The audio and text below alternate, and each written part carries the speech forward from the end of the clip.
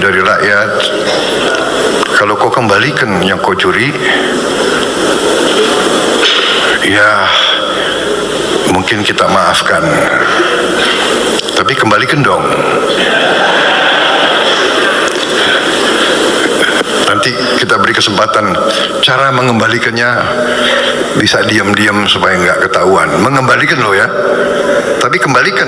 Saya dalam minggu-minggu ini, bulan-bulan ini, saya dalam rangka memberi, apa istilahnya tuh, memberi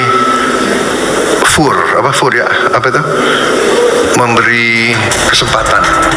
Mantan Menko Polhukam Profesor Mahfud MD menyambut baik tentang rencana Presiden Prabowo Subianto dalam mengatasi korupsi.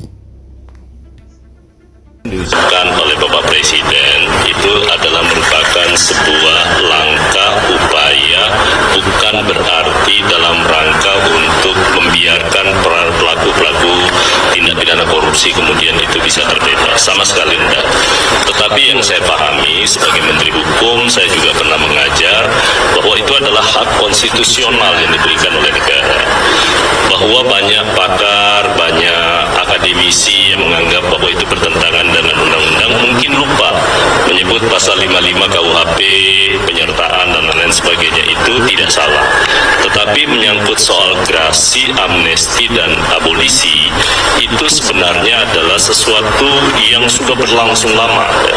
Dari sisi sejarahnya itu pertama kali muncul di Perancis, kemudian juga akhirnya berkembang ya, dan itu adalah merupakan sebuah upaya bagi kepala negara untuk melakukan proses pengampunan. Nah, cuman kan tahapannya berbeda-beda. Ada yang lewat grasi untuk mengurangi masa hukuman, kemudian ada amnesti untuk mengampuni kesalahan dalam bentuk perbuatan hukumnya, dan ada abolisi dalam pengertian yakni menghentikan proses penuntutan ataupun proses penuntutan perkaranya. Karena itu sekali lagi yang ingin disampaikan Presiden itu bukan sesuatu hal yang tidak ada dasarnya. Undang-undang dasar sebagai konstitusi kita yang tertinggi itu memberikan ruang, dan seluruh negara pun menganut hal yang sama. Kekuasaan untuk memberikan grasi, abolisi maupun amnesti itu adalah kekuasaan yudisial yang seharusnya hanya dimiliki oleh kekuasaan yudikatif. Tetapi oleh Undang-Undang Dasar itu memberikan ruang di mana kepala negara bisa melakukan itu. Nah, mungkin nanti selanjutnya, apalagi di undang-undang ya, ada satu yang dasar yang dulu saya masih di Badan Legislasi. Sebenarnya ruang itu sudah diberikan kepada Kejaksaan Agung, karena Jaksa Agung sekarang salah satu kewenangannya adalah melakukan denda damai. Itu sudah ada ruangnya. Cuman sampai hari ini mungkin Kejaksaan belum melakukan itu. Padahal itu kewenangan baru yang kita berikan kepada Kejaksaan. Karena yang paling penting sekali lagi bagi pemerintah dan untuk rakyat Indonesia adalah bagaimana aset recovery itu bisa berjalan. Kemudian kalau aset recovery-nya bisa baik, ya kan, pengembalian kerugian negara itu bisa lebih maksimal, itu jauh lebih baik dibandingkan sekedar hanya menghukum. Tetapi Presiden sama sekali pasti tidak menganggap bahwa itu bisa dilakukan serta-merta. Nah, karena itu teman-teman bisa nanti menunggu langkah konkret selanjutnya setelah diberi arahan kepada kami. Sebelumnya sudah ada komunikasi dengan Pak Presiden ke Mahkamah Agung ataupun ke DPR, tapi setelah ada amandemen kan sekarang menjadi berubah, ya kan? Kalau mau lakukan grasi wajib minta pertimbangan ke Mahkamah Agung, kalau mau lakukan amnesti itu ke DPR dan lain-lain sebagainya. Itu menandakan bahwa kekuasaan Presiden itu tidak absolut banget. Artinya perlu ada, supaya ada yang mengawasi, makanya perlu ada pertimbangan dari kedua institusi. Satu, dari mereka yang teman-teman yang berada di kekuasaan yudikatif, dalam hal ini adalah Mahkamah Agung.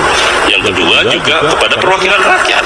Karena itu supaya keputusan yang diambil, apakah itu grasi, amnesti atau abolisi, sekali lagi itu bisa ada aspek pengawasannya. Tidak serta-merta Presiden mengeluarkan tanpa pertimbangan dari kedua lembaga tersebut. Bapak kan terkait hal itu, Mahfud MD juga sempat berkomentar ya, katanya pernyataan Pak Prabowo tersebut terkesan membingungkan dan juga tidak konsisten terhadap kasus korupsi ini. Bagaimana? Siapa bilang Presiden kan itu koma kan?